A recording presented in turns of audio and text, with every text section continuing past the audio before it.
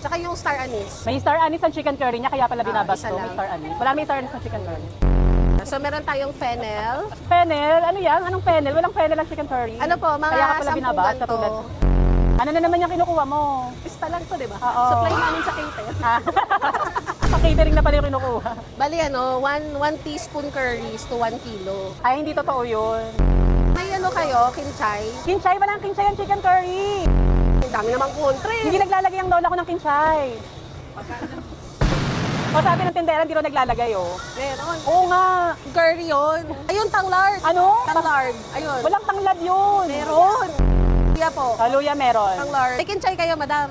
Ayun. Ate, wag mong bigyan ng kinchay. Walang kinchay yung chicken curry. Ano, wansoy pala? Sorry, wansoy. Wansoy. Wala. O sige, pwede na yung kinchay. Hindi nila kilalang wansoy dito. Sa farmers lang kilalang wansoy. Okay na yan. Chay. Ayaw ka daw bigyan, no? Tama, ayaw ka bigyan. Ngayon, kay luto ko yun eh. Gusto may nangingilang tindera. Hindi kita bibigyan. Sabi ko sa'yo.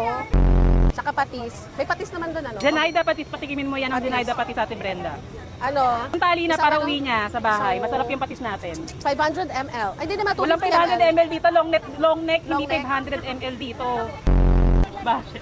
Bali yung ano po, 2 takal ng patis.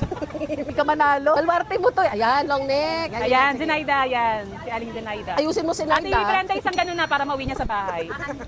Ilan ba isang tali nun? 6, 5? 6. Sige. At saka 10 labuyo. Baka tablahin nyo pa ako, ha? Walang labuyo ang curry.